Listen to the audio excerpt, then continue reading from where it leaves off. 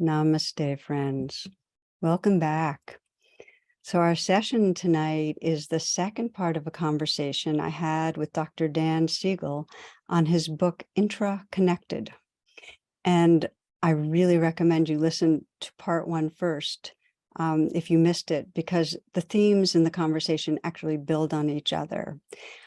I have designed it so that this session will start with a short overlap. So there'll be some of the last few minutes of the first session, just to give you a sense of continuity and help you re-enter the material.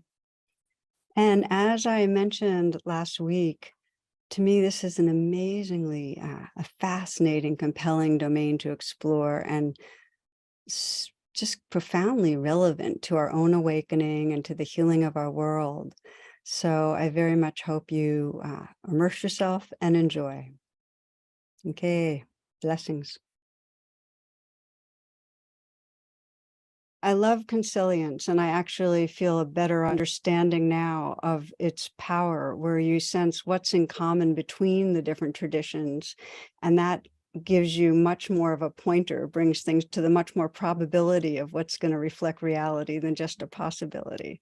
Exactly. And then sometimes in that consilience, you get really interesting insights that you didn't predict. For example, as a therapist, I work with people who've been traumatized, and sometimes meditation is really hard for them, and sometimes going into open awareness really creates a panicky feeling. So when you look at the graph, you realize that what this graph tells us is that maximal uncertainty is in pure awareness. If you just look at that graph, and then you go, well, if you've been traumatized, the last thing you want is uncertainty. So you construct these plateaus, for example, of a separate self or a way of defending yourself from someone who's going to hurt you. And the sad part about that constructed plateaus are fine. Like if you're going to learn to swim or play tennis or drive a car, you need a plateau of skills. That's all good. But if the plateau is rigid and imprisoning you, then it becomes like this trap. So in the work with people who are traumatized in this framework, what's become really interesting is to be able to articulate the fear of uncertainty has kept them locked in the prison of post-traumatic adaptations. So we do gentle, careful work to just dip their toes in that plane of possibility, pull back out, dip their toes in. And then at some point, they let go of the plateau of a separate identity. Can feel at first what can feel overwhelming. So it has a sense of awe, but it can be awful in the sense of terrifying, or it can be awesome if you bring the support to then let them, in a way, stop feeling like they have to be acting like a noun, a fixed entity, but open up to the verb-like nature of life.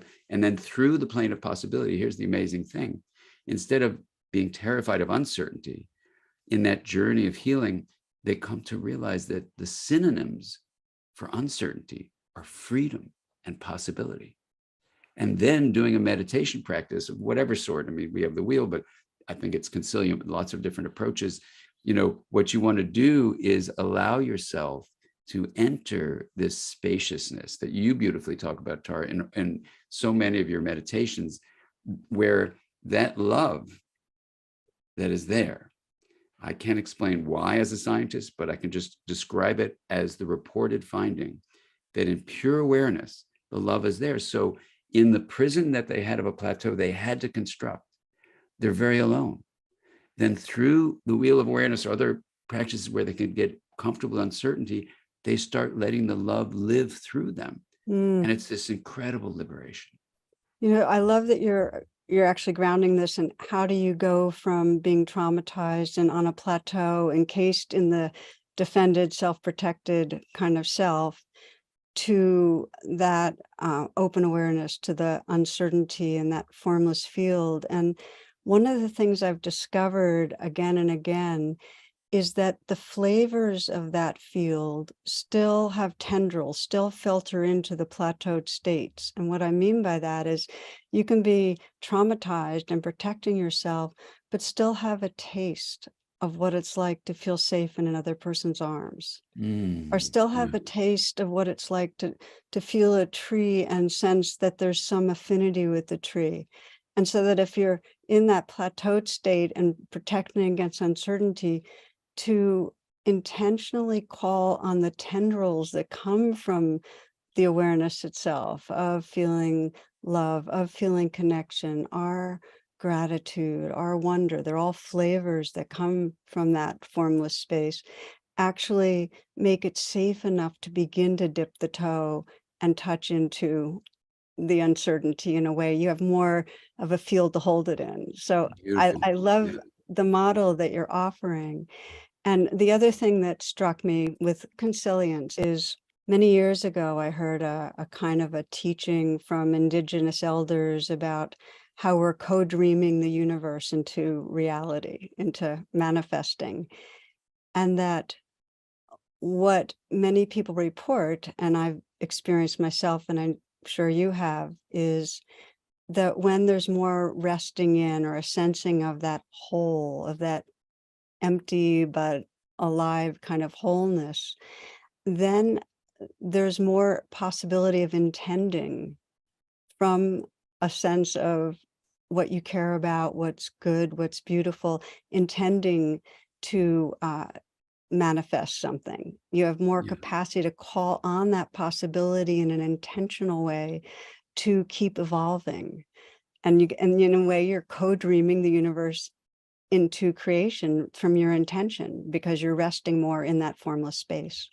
Yeah, absolutely. I mean, from a practical point of view, in terms of how one lives one's life, or if you're working as a client or patient doing therapy, or you're the therapist, or you're a teacher, you're a parent, this practical aspect of what you're saying from the science perspective, in terms of wording it, is you might say something like, number one, there are two realms that quantum physics has established. The big controversy that people chase me down the hall with is, does this relate to mental experience, like feelings or consciousness or thoughts? And that's what the scientists are pushing back. They're saying, why are you relating quantum physics to the mind? I said, well, why not? It's one reality. And especially if the mind is an emergent property of energy, why not turn to the science of energy? So that's that. But what it tells us is that, just to compare these two realms, is that when you're raising a child, or you're working hard in therapy, or just a citizen on earth, in your Newtonian manifestation, a couple of things exist. The separation across space, it exists, it's true. The separation across what we call time, there's a directionality of change called the arrow of time that in some physics views only exists in the Newtonian realm.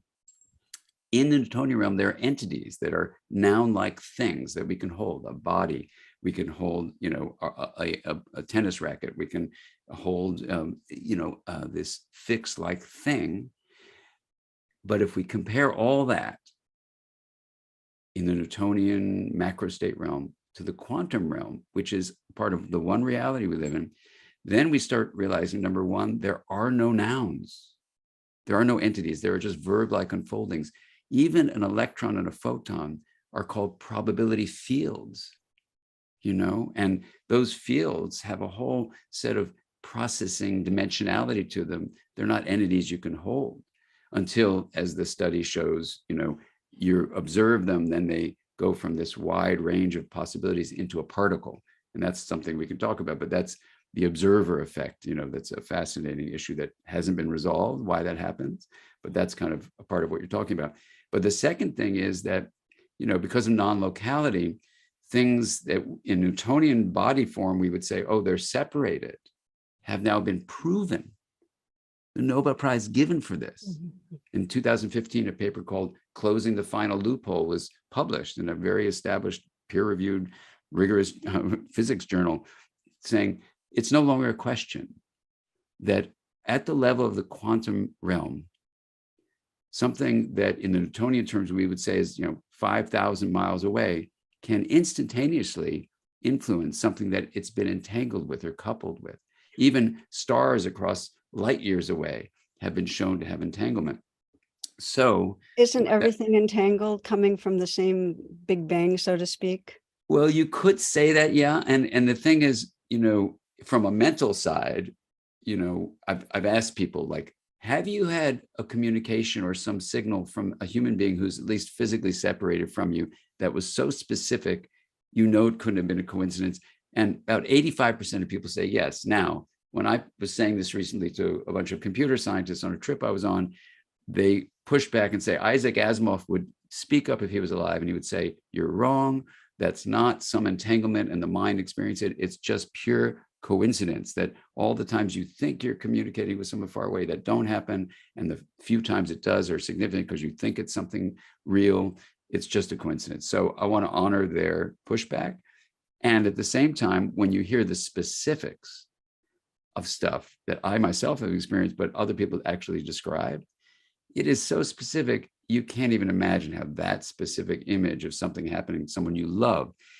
And it doesn't happen to people you don't love. This is the thing that's interesting. So in terms of this question, is everything entangled? Perhaps it is on some level.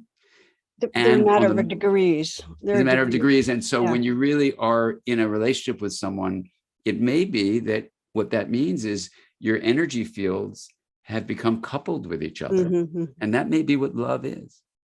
And maybe that what you're describing earlier, when you drop into that open presence, which why this open awareness, this hub of the wheel in that metaphor, why love is the thing, I don't know, but it's like a linking. And maybe love from a scientific point of view really means linking. So when you're really love connected to someone, when you're linked with someone, you're entangled. And then at the realm of the quantum experience, if this is true, because it could be wrong, I want to just emphasize that so no one chases me down a hallway. But if it's right, what it means is that, you have these resonating experiences across spatial separation. And then the time business is amazing. And, when you do just an exercise of from the Big Bang, 13 billion years ago to now, one way of describing it is a kind of space of possibility, which was what reality was. And then once that space had this Big Bang experience, things start emerging from possibility into actualities that we call matter. And then as the matter distributed itself in Newtonian terms across what we call space, then you get the realm of Newtonian where things are really huge expanses. And I know you went your son once to the cosmic journey.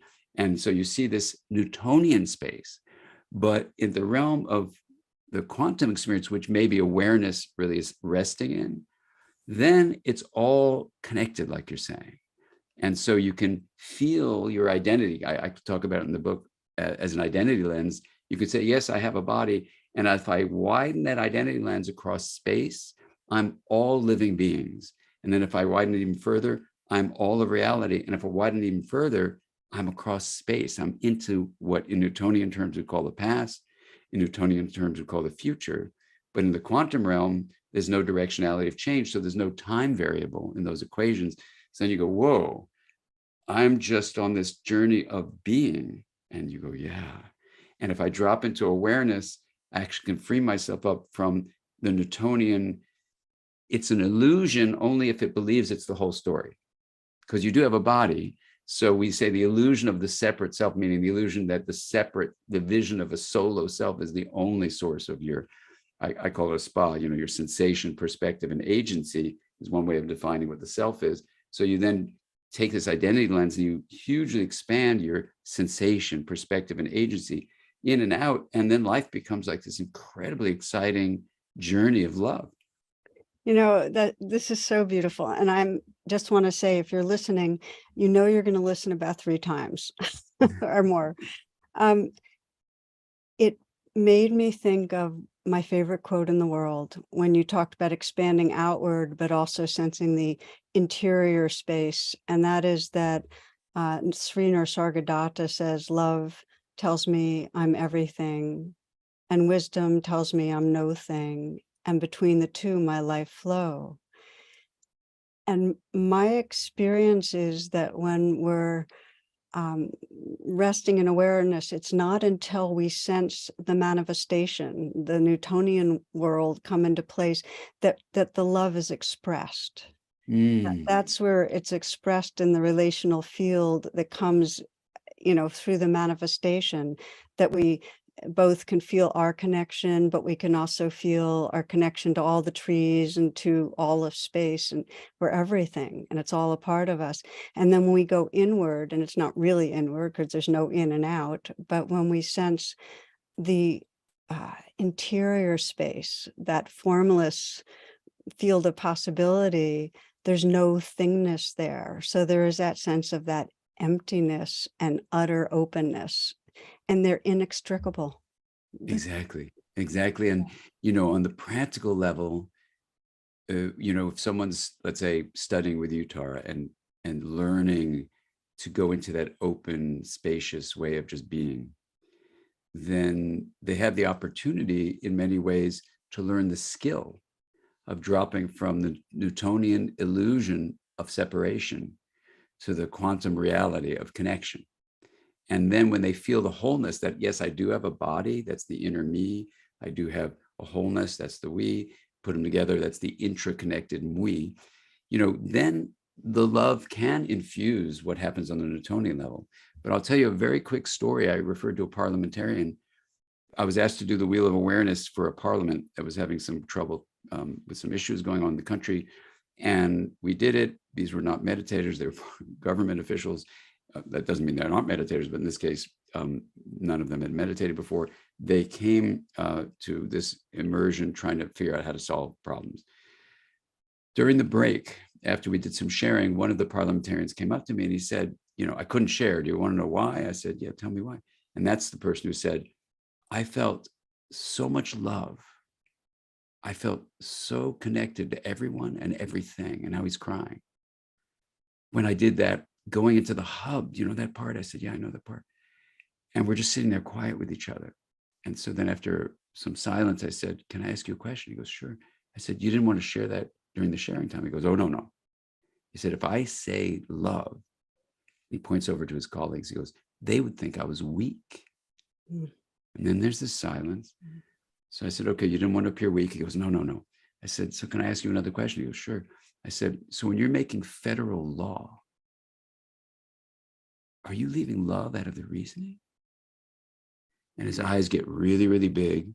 And he starts wagging his finger at me and he runs over to his colleagues. I don't know what they said, but we can only hope they could have the wisdom you're talking about, which is that we express that love through our Newtonian macro state actions that do influence federal policy, local policy, the way we communicate in the family, how we are in a relationship, how we are within ourselves, within the bodily self, So this is where, in that parliamentarian's experience was such a vision of one of the challenges we have, that if pure awareness, in fact, is connection, open awareness, and love, somehow threads of this tapestry of reality, but people are lost in plateaus away from that uncertainty and spaciousness of the verb-like plane of possibility, then those plateaus that you learn, from your parents, from your teachers, from your peers, from society, that tell you you're separate, create this plateau of separation that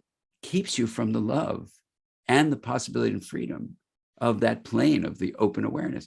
So I think part of why the work you do, the work contemplative offerings can do in modern culture, is to take this moment in human cultural evolution and say, business as usual is getting us into deep trouble, whether it's racism and social injustice, or polarization and misinformation, or the climate crisis, and we're excessively differentiating ourselves, thinking human beings don't need to be a part of nature. In fact, we don't even define, we say humanity and nature. No, we are nature, but instead we treat Earth like a trash can. Then you say, well, what's the splinter that's getting us to limp in business as usual? So in a way, I think what contemplative practices do, I think what indigenous wisdom is suggesting we do too, and I think what science can support those ancient invitations, is to say, let's take off the shoe of modern society. Let's look at what's beneath the sock, and let's look at the sole of your foot in the metaphor, but it's really the soul of the psyche in modern times. And we say, what if it were something as simple as mistaken identity, of saying, your identity is just who you are, and take the word self, is the body, or bodies like yours, a plural individuality. And then people who are not like you are kind of the outgroup, or species that are not like you are the outgroup. Then what happens is, if you start being taught that, everything you perceive is through that lens, that filter. So you only perceive what you believe. So now we have an invitation, we have a brief window of time on this planet to realize something terribly wrong is going on. And what if ancient contemplative wisdom, ancient indigenous teachings have a consilient way of coming to the same conclusion? And now what I hope this IntraConnected book does is just add a lifespan journey to go, here are the windows of opportunity that science builds on these ancient invitations to say, this might be the splinter. And then instead of like freaking out and going, oh my God, it's a disaster, these threats are making us fight or flee or freeze or faint, and we collapse in exhaustion because we had the courage to care. What if instead we see these challenges and develop this challenge mindset instead of a threat mindset, and then learn to dance with the challenge and ask, what's the music of today?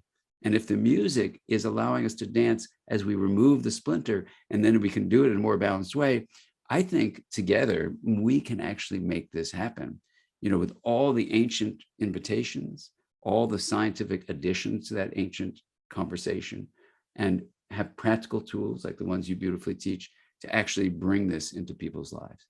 Mm. So just to take a few moments now to ground what it means to remove the splinter, because I love that you're bringing where the suffering is individually. When we get plateaued and caught in this limited idea of a separate self, we forget our larger belonging. And I would say that points to the core suffering in our world right now, which is the kind of dividedness that keeps us at war and keeps us oppressing, keeps patriarchy there, and really keeps, humans at odds. So to remove the splinter means to take groups of people that get identified. We have such a culture war. If we just take our country right here in the United States, where it's totally Newtonian plateaued groups, and it's getting worse because the more fear and stress there is in the atmosphere, the more people get rigid and tight and identified in the us against the them. So given that one, Dan, we want to say, well, how do we remove the splinter when groups are being fed different information and they have their filters that keep them mistrusting others, having contempt towards others, hostility towards others? And as we know, culture wars turn into real wars, like violent wars. So what I want to pose to you is, if you imagine bringing together two groups that are at odds, and we can say in this country, and this is very stereotyping, but just to say the right and the left, politically, let's say white, Christian, feels like they're being replaced, mistrust others, wants to get rid of, things in the curriculum that might point to racial kind of differentiation, so on. And you put, them together with left who are progressive and, feeling like, care about human rights and so on. You have them together for a week in a space. How do you help them work with their, identities that are so wedged in and hostile to sense moi? Yeah. Well, it's a beautiful, beautiful, and really important question. So I will respond with some questions, because it's not like I have the answer to that incredibly important life determining question, which is so beautifully articulated by you. So let me share a couple of responses. One is a story, and one is just a vocabulary we can use. The vocabulary part of it is to remember that in Greek terms, there's at least two different ways of knowing. One is conceptual knowing, called noesis. Another is experiential knowing, called gnosis, Gnosis. The noesis is Noesis. So there's a balance of the two. So if an effort, like in that week you're suggesting we think about, is only noetic, if it's only about concepts, it's not going to work. So it's got to be experiential, but to give it a conceptual frame, so both work together. The story I'll just share with you is there was such a meeting where Elijah Cummings, the congressman from Baltimore, who was in the US Congress, asked me to come to Baltimore and work with the racial tensions between Blacks and whites in that city. So we brought people together who had never been in the same room together. And you could feel the tension of the in-group versus the out-group in both directions. So we did the Wheel of Awareness practice as a scientific-based reflective practice that integrates consciousness. And the tension started melting away when people experienced the hub. And they even would say, when I came in this room, I saw you as an enemy, but now I see you as a friend. And Elijah was going, well, what happened? What was the magic in that? I said, it wasn't magic. It was, basically dropping people out of plateaus by getting to this open awareness. Now, not everyone's going to be open to that. So I think we need to think about something beyond just let's have people do this, or like the parliamentarian who got in touch with the love because he was given the opportunity to do a practice, in this case, the wheel, but it could be many other practices. So the first thing to say is people need experiential knowing. From a lifespan development, what I tried to do in IntraConnected is say, how do we address this question across the lifespan with something called pervasive leadership, which is a term Arthur Zients introduced to me to, which is every human being has the capacity to actually make a difference. And if we identify the splinter, we can all be involved in removing that splinter. So for a parent, it would be raising a child to realize that who they are is not just Tara in that body. There's the experience of the body of Tara, and there's the experience of you with your friends, you with all of humanity, you with all of nature. And if you want to go full on, you say you across time, you are your ancestors, you are your descendants. And there's a way of raising children that way. Teachers in school, looking at the lifespan moments of windows of opportunity, can see that there's a me that you're encouraging to develop. The child's going to exercise, they're going to eat well, and there are other me's. So there's an interconnected thing, but the we of that relationality and the me go together, and they can actually teach kids in school to be interconnected. So we have to work with the younger folks, but we don't have time, unfortunately, to just make this happen in homes and schools. We have to work with companies. We have to work with governments. So some work I'm doing with something called inner development goals is to bring these ideas as a backdrop to what the United Nations is doing, trying to look at the sustainability development goals, which are addressing these problems we're talking about and how we address them. And in fact, we're not making good progress. So this Swedish group, the inner development goals, came up with another way of saying what's going on in the mind that's blocking our progress on the planet to try to deal with inequity, to try to deal with poverty, to try to deal with famines, to try to deal with the climate crisis. So my small contribution there is to bring this contemplative, indigenous, and science view that says, a separate self, or even saying the word self is the same as the individual, can start to change things. Now, in a company that is built around profits, it's really, you can feel this movement around the world. You can see that there's a different way of defining that term. What if profit isn't just the money you make, but the positive generation of kindness and compassion and well-being for a greater good? So it's a shift that Dacher Keltner in the Greater Good Center at Science Center at UC Berkeley, would also look into the three emotions that you'd want to encourage: awe, gratitude, and compassion, that I know you teach and in the science view are called self-transcendent emotions. But what I said to Dacher was, we got to rename those. It can be self-expanding, so that you realize the earth is the self. And then, my deepest hope is that I don't have the answer to exactly how we do it, but if people start shifting, even something as simple, and this may sound idealistic, and certainly it's an ideal, but I think it's realistic too. If people start changing how they use the word self and think, I need to work hard to make myself, stronger, healthier, whatever, and they expand that to realize there's an inner self and a relational self, then I think in a pervasive leadership way, people are going to find their ways to dance with the challenges that are here. And there are going to be specific things we could do, like a retreat, like you're saying, bring all sorts of folks in a position of leadership to such a retreat, but we can't bring 8 billion of us to that. But we can start having conversations, one relationship at a time, to start really addressing this issue in a timely way. This isn't something that's going to wait 20, 30 years.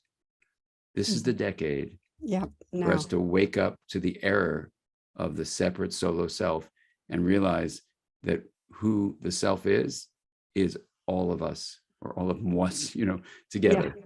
And that's not to get rid of the me, but to embrace the we and have them together as we, and this is the time to do it. But having conversations like right now, this is the beginning of saying, this is how we did in our company. This is how we did in our government.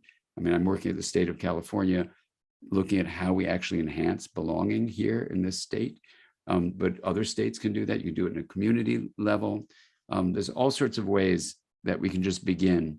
And as Joanna Macy, the wonderful activist for decades, would tell us, we can move towards this great turning with, in her view, a quantum change in consciousness. And this may be literally the quantum change in consciousness we need about who we are. Beautiful. And I love what you're saying. If we're going to have that change, it has to include both the understanding that there's this mistaken sense of self, there's something more that self's included in, and also the experiential. And most people have touched it. It's just that they don't pay attention to it. It's in those moments of wonder and gratitude and feeling connected that they realize, oh, if they looked into the hub, into awareness, there's no solid separate self anymore. In those moments, it's more amorphous.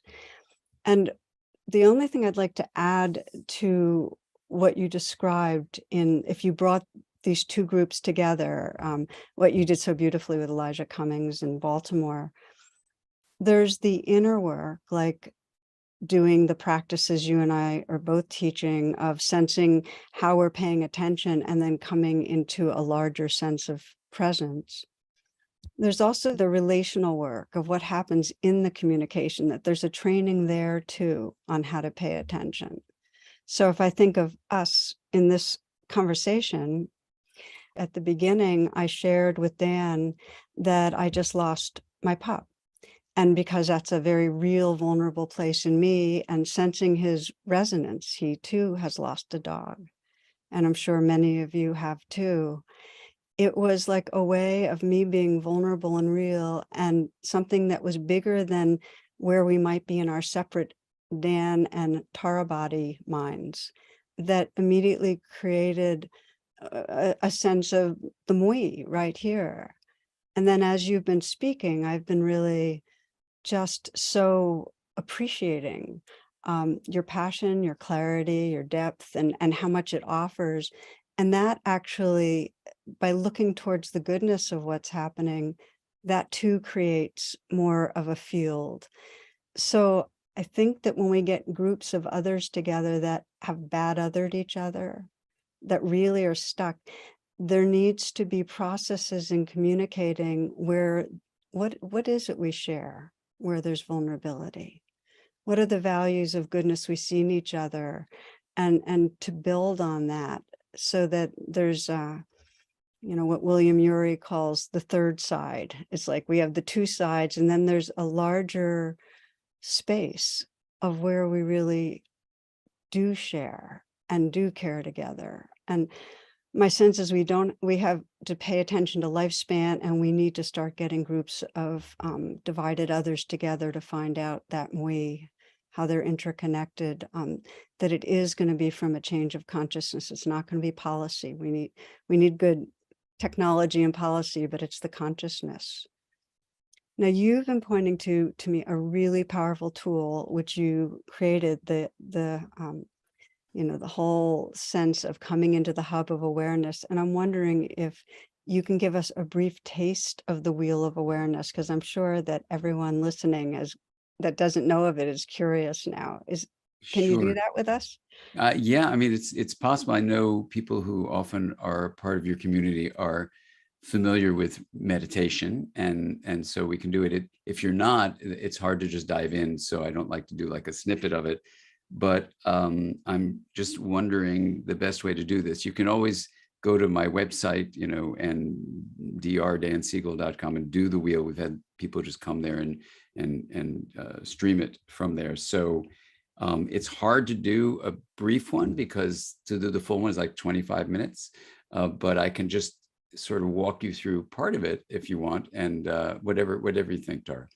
Either that or some taste in a guided kind of process of what it really is like to expand our sense of who we are. Just some taste. Okay, well, maybe let's do a practice like that. The image of the wheel is helpful in that it lets you realize that awareness, which we put in the hub of this wheel, is distinct from what you're aware of on the rim. And those in turn are distinct from the capacity to direct energy flow, which is called attention, which we see as a metaphor of a singular spoke. So you can determine where your attention goes and stream that into awareness. So why don't we do a way where we're going to combine the two, where we're going to take these metaphors of a rim, which is the thing you're aware of, the object of attention, if you will, the spoke, which is focusing attention, and the hub, which is awareness. Please come and do the full wheel so you can just sink into it. Here, what we'll do is just a practice on intraconnection.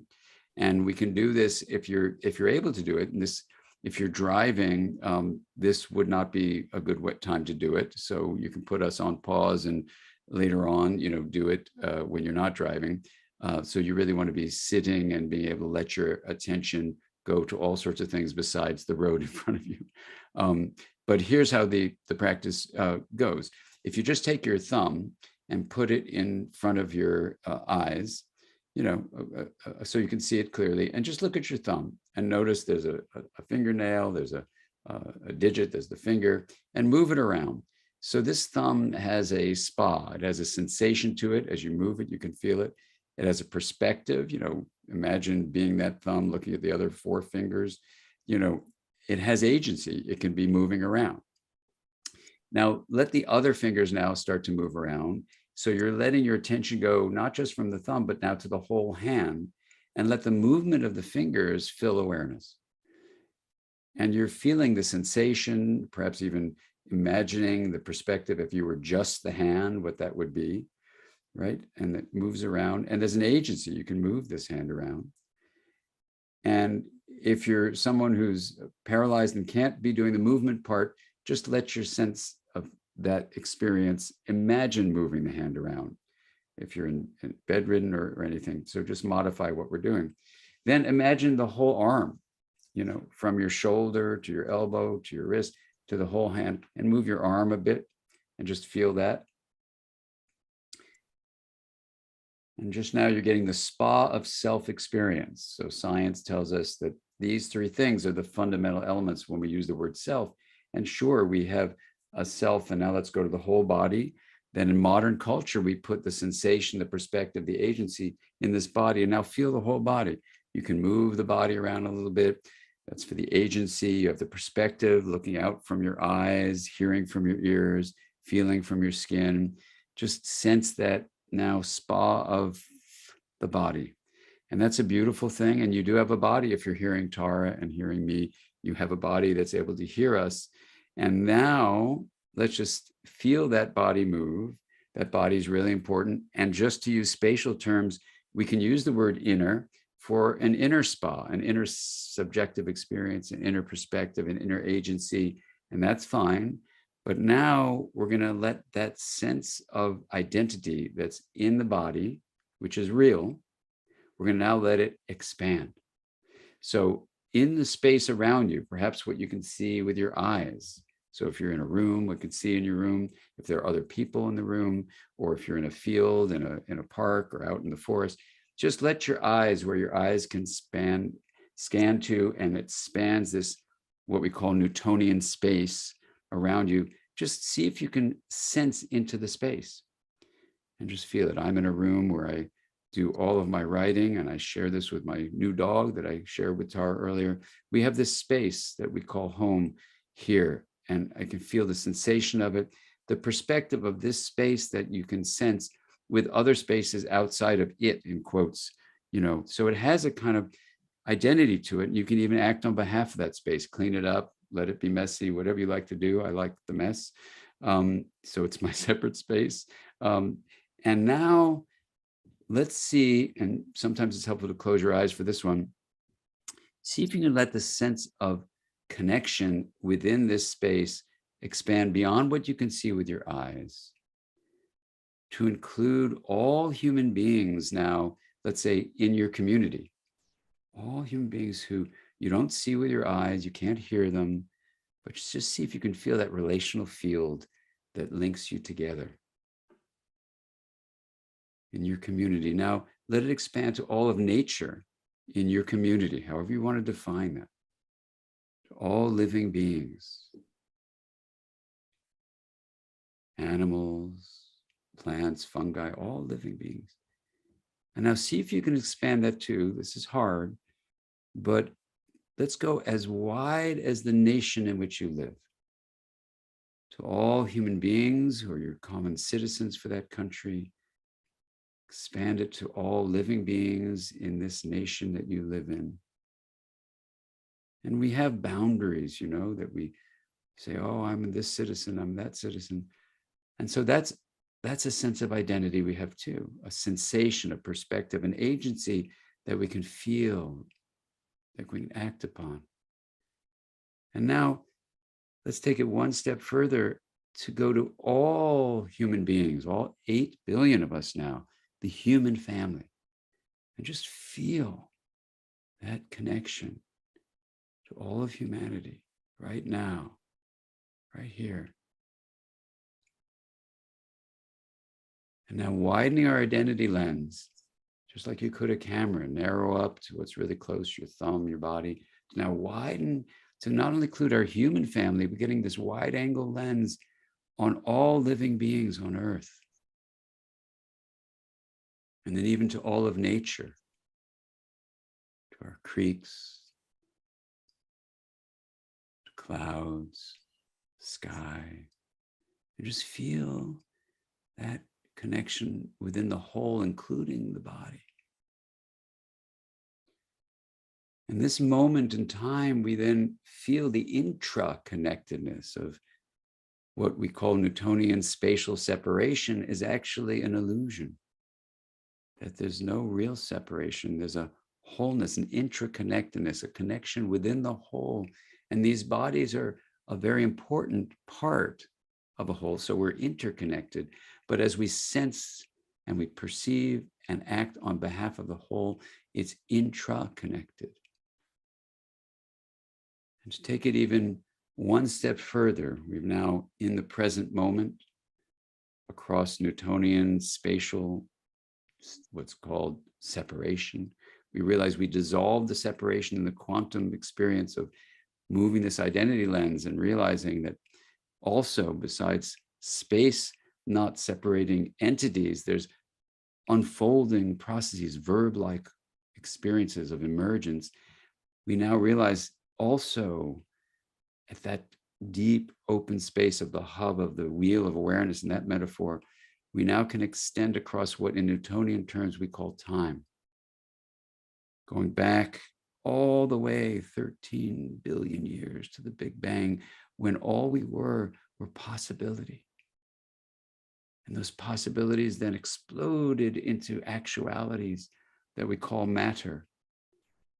But in no moment did we actually lose the potentiality that sits within the pure awareness we can access in the metaphor of the hub of the wheel, that potentiality that is not separated across what we call the past 13 billion years ago or into the future, where all our ancestors and all our descendants are us. Letting that identity lens expand then So we're not trapped in the illusion of noun-like entities that are separated in time and space, but instead access the quantum reality of the deep intraconnection across what in our Newtonian bodies we name time, space, but to feel the wholeness of that as me in the body and we in these relational connections that exist in all these dimensions. And now letting this fullness of intraconnection, the me plus we as we, letting that fill our awareness right now. Take a nice, deep, more intentional breath and know that this intraconnected wholeness, this is always available. It's always there. And whatever we face, now letting us realize we can narrow that identity lens at will to realize we do have a body that lives in a macro state world in Newtonian properties, and we stop at red lights so that we're not one with everything in an intersection. And that's fine. This relativistic world is real, and the universal is also real. And they are two realms of one reality, of one life that extends beyond time and space. And so whatever we might be worried about in terms of these Newtonian macrostate bodies and the challenges we face them as dance partners to say, how do I let integration, the honoring of differences, the promoting of linkages, even in the face, and especially in the face of these challenges, arise? So what is the music of today that I will dance with my dance partner? The challenge that pushes us towards the solo self of separation, the illusion that self just means the body, just means the individual. And by opening up from this noun-like mistaken identity of self being just the individual, we realize the self's experience of subjective sensation, the perspective, our point of view, the agency can involve the body, the me, and opens up across dimensions of Newtonian time and space to realize there is a greater whole with the awe, the gratitude, and the compassion that lets us expand what self really means and to feel the calm and ease and access to love and liberate this freedom to explore our deep connections in the interconnected reality of our lives. Now, breathing in all that we've experienced and taking a deep, more intentional breath, we'll let this reflective practice of our identity lens go for now, knowing it is always there for you to use and adjust it as we move through these days of our lives together.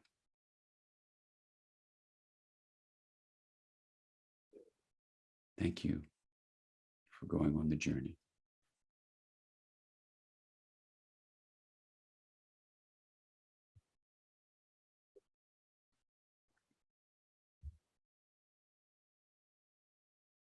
Lots of gratitude to you, Dan. I don't want to add more words to the experience you've just created, but I mostly want to just thank you for being with us and and take these moments to thank all of you who are joining in that I trust will find in this ways that give you more freedom and happiness and guide you in helping to bring healing to our world. So blessings. Thank you. Thank you.